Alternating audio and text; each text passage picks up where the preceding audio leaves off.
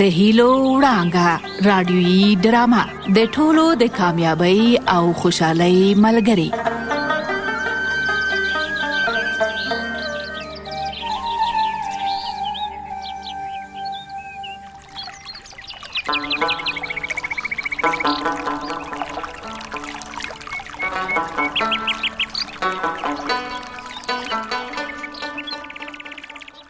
درنو اوریدونکو، سلامونه او نیکی هیلې مې ومنئ.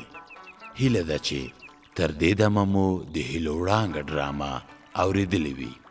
تاسو واوریدل چې زما کلیوال د خپلو ماشومانو د روزنې او پالنې په برخه کې ډیر جدي او فکرمند دي.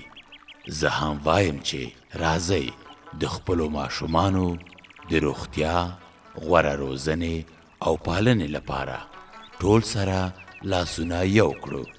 تاسو پوهیږئ چې د نن ماشومان د سبا مشران دي او زموږ ستاسو د هیواد راتلونکي او د ولس برخلیک په دوی پورې تړلی دی. که موږ او تاسو په خپلو ماشومانو ته اخلاق، علم او پوهه ورزده کړو، نو زموږ د هیواد لپاره ترې یو ژمن او با مسؤلیت هیوادوال جوړېدای شي او د هیواد د پرمختګ لامل کېدای شي. په ماشومانو کې د زده کړې وړتیا او استعداد شته. دا چې ماشومان تل له لویانو نه تقلید کوي یا له لویانو څخه زده کړه کوي، نو پکار ده چې مشران له ځانه تر ټولو غوره بیلګه جوړه کړي، سو د کوچنیانو لپاره غوره مثال جوړ شي. که چیرې نن موږ خپل ماشومان ښه وروزو او سالمه تربیه ورکړو، نو سبا ته دوی هم زموږ هیواد د ترقی او پرمختګ پر لور بیایي او دوی به بیا نور کشران وروزي او دا بهترینه لړۍ به مخ پر وړاندې روانه اوسي. د نن کوچنیان د سبا مشران.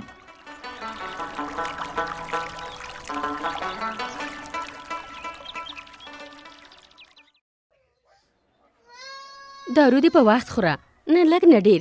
څه شی چې درته ډاکټر ویلي هماغسې وکړه. چېرته ده دا ستاسو نرسکه؟ فرزانه درته ښیمه. فرزانې چېرته یې؟ ځان راوښیه هله. دا خو نسرین ترور ده. خدای دې خیر کړي. ښه په غوسه ښکاري. پرېږده چې مخې ته یې لاړه شمه. دا دې ښه شه چې ومې لیدې. نسرین ترور خبرې مه شي. خبرې مه کوه چې مغزم به ډېر خرابه دي. هسې به ځان رانه خفه کړې، پوه شوې؟ راشه کوټې منځ ته راشه. کلینیک دی، ناروغان په عذابېږي. زه د له ناروغانو سره کار مار نه لرم، له تا سره مې کار دی. لومړی دا راته ووایه چې څنګه دې جرأت کړی چې زما دایمي ناروغان د ځان کې؟ څوک ښایي؟ ځان مه تېر باسه. مقصد مې شبنم ده. هغوی له غټ نه تر وړوکې مېرمنې زما مریضانې دي. زما د لاس لاندې درملنه کېږي، پوه شوې؟ ښه شبنم جانه ښایي. هغه چې خپل خاوند سنګین سره راغلی وه. درته وایم چې هغه زما ناروغه نه ده، د ډاکټر صاحبې ناروغه ده. زه لا ځان ته دومره جرأت نه ورکوم چې امیندوارې ښځې د خپل لاس لاندې ونیسم او تر پایه پرې تجربه وکړم. بې له هغې ته په دې حد کې نه یې چې ښځې ستا د لاس لاندې زیږون وکړي. دا زما کار دی، زما کار. زما د لاس لاندې تر ټولو سخت زیږونونه شوي دي. ګوره همدا زه وم چې پرې مې نه ښوده چې نه مور نه بچی له منځه لاړ شي.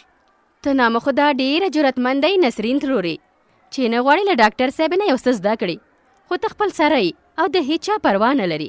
ګوره ډېرې تانې مه راکوه. زه هغومره بې عقله نه یم چې ستا په دې کتلو باندې پوه نه شمه.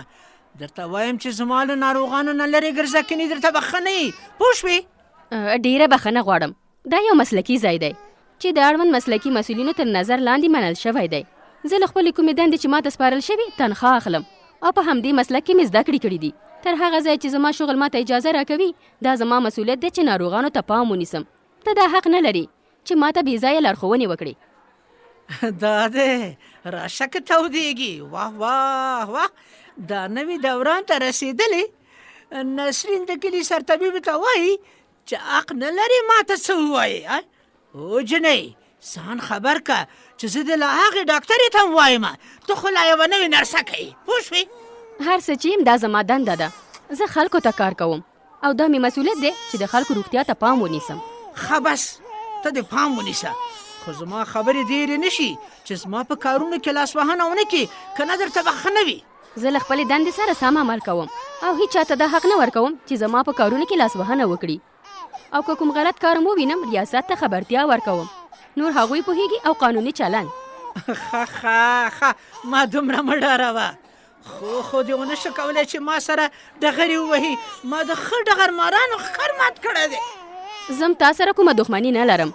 هر څوک چې بغیر قانوني اجازې نه په خپل سر د ناروغانو درملنه وکړي اړوند ارګانونو ته به هم ځواب ورکوي او دا چې څنګه قانوني چلن به ورسره وشي دا به وروسته معلومیږي.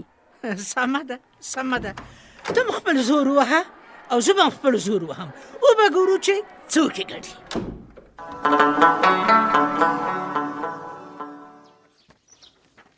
سنګینه څه وایې؟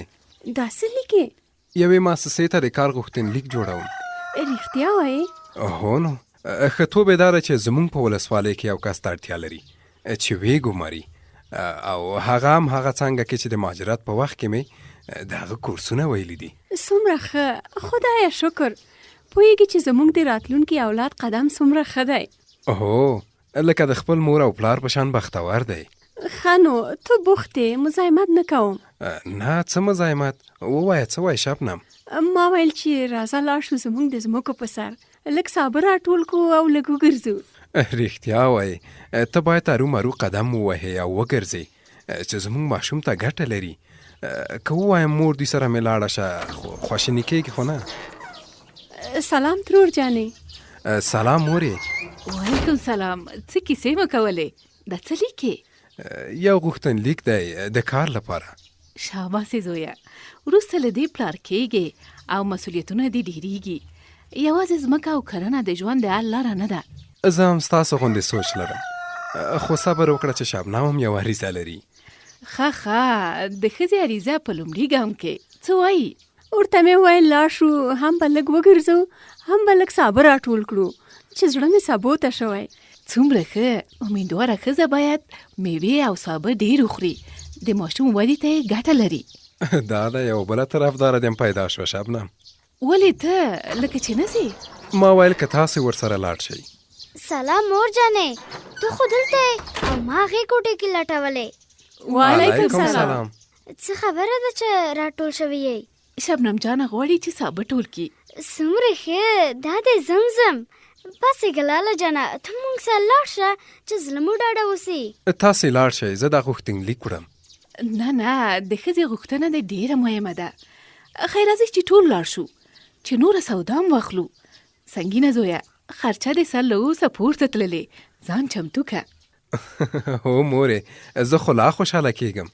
خیر دی نو ته د خپل غوښتنلیک ویسه زه له ترور جانې او ملالۍ خورکۍ سره ځم. اوس ښه شو. دا رقم هم ښه دی. سمه ده.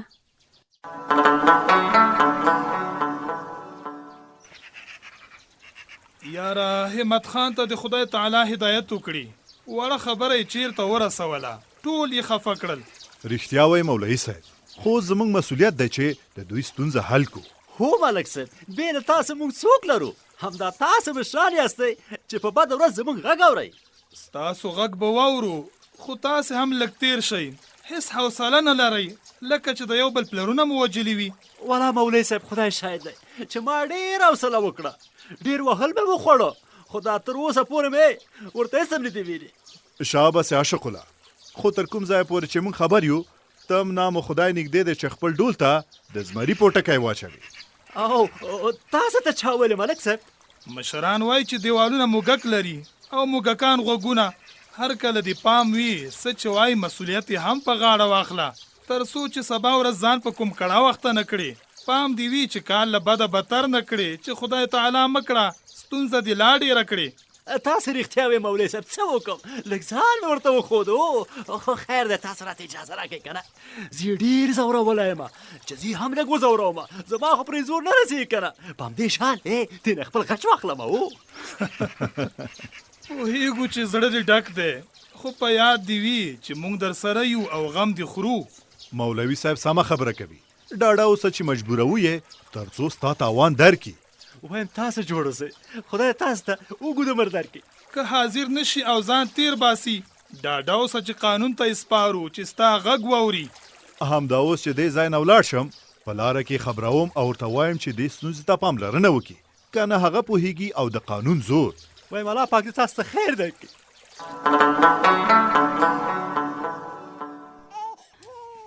جان مور دې درنه قربان شه. صبر وکړه، د کوټې جارو خلاصه شي شودې درکوم. شیدې مې کمې شوي دي، یوه روپۍ کور کې نشته چې یو خوراکي شی یا شیدې درته واخلم. پلوشې او پلوشې چیرته ورکه یې؟ بیا یې څه ګلان کرلي دي. دلته یم. نه اورې چې لور مې ژاړي؟ کوټه جارو کومه چې خلاصه شم اخلم یې. لومړی دې ته شودې ورکه بیا جارو وکړه. دغه دی خلاصه شومه کمه پاتې ده. تل سرتنبی خپل وای او د بل نه اوري. بیا څه خبره شوې ده چې وضعیت د ګډوډ دی؟ څه ووایم، شکلا د لاسه ګډوډ یم. که اشکې یوه خبره وای بیا به څه نه و او پریشاني به مې هم نه درلوده. هغه د ډول تاوان یم را په غاړه شو. ډول؟ د څه شي ډول؟ په ډول څه شوي دي؟ رانه وچاودېده. دغه ده څنګه؟ ښه نو وشو، اوس یې تاوان غواړي، که نه ولسوالۍ ته مې سپاري. ښایي عریضه را باندې وکړي. الله نو راشه نو زما خوږې لور جانې، راشه چې شیدې درکړم. مور دې جار شه، کاشکې مې ښې شودې درلودی. وښځې ته خو هېڅ خفه نه شوې؟ که خفه شم څه ګټه لري؟ ټول عمر مې ستا له لاسه غم لیدلی دی، عادته شوی یم. هره ورځ کور ته یو نوی مصیبت راوړي. ښه نو اوس ښه شو. په چل چل کې هغه نوم چې خلک راته په ملنډو کې وایي ته یې راته اخلي. توبه خدایه، د مصیبت په ویلو چې خواشینی کېږي جنجال به ووایم. همدا اوس چې هر څه وایې وی وایه، خو یو لاره چاره وګوره چې تاوان یې ورکو. له کومه یې کو؟ کاروبار ته نه لري، ځمکه موږ نه لرو. لږه ګاڼه مو چې درلوده هغه مو خرڅه کړه، نور له کومه شي؟ ښه نو خوښېږي دې چې مېړه دې بندي شي؟ هو ته به ارومرو خوشحالېږي، ځکه چې زما له شره به بېغمه شي. بیا به نو په خپل زړه بېغمه ژوند کوې. وایه وایه، هر څه دې چې په خوله راځي وایه. خدایه نو توبه مې کړې ده. ښه نو چې تر دې ځایه خبره را رسېدلې، زم لاس تر زنې نه کښېنم او خپل غم خورم. نه غواړم چې بندي شم. که وایې چې زه ورته ننواتې وکړم؟ نه هغومره بې غیرت هم نه یم چې تا ور ولېږم. نور څه وکړو چې دا ونکو هغه ونکو؟ توبه خدایه لیونی کېږم نو. پلوشي ته خو دې دا لاس راکه. په دې شېبه کې زما لاس څه کوې؟ ته خو یې راکه. دا دې واخله. وا دا څومره ښکلې چله لرې، دې ته خو مې هېڅ پام نه و. څه؟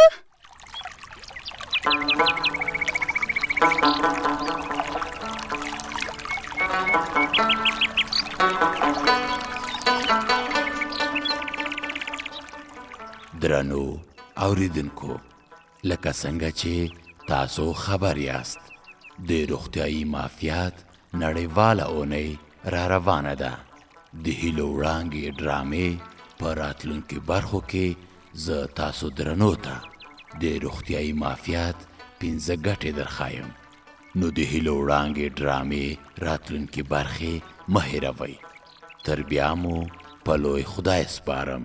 خواخ او خوشحاله ژوند ولرئ او په خپلو کوچنیانو پام کوئ.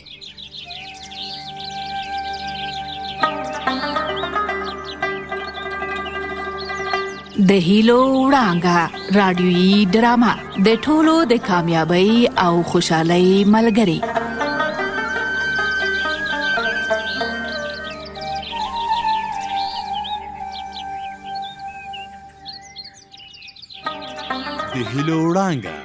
د هیلو وړانګه ستاسو د ژوند تمثیلونکې راډیویي ډرامه ده چې د ژوند په خوږو او ترخو کې به در سره ملګرې وي. په سختیو کې به تاسو ته حوصله درکوي او تاسې به تل خوښ ساتي. دغه ډرامه په پرله پسې توګه په ټول هیواد کې خپریږي. د هیلو وړانګه هغه راډیویي ډرامه ده چې د تفریح او خوښۍ ترڅنګ تاسو ته ګټور پیغامونه هم درکوي. دغه راډیویي ډرامه په پرله پسې توګه په ټول هیواد کې خپریږي.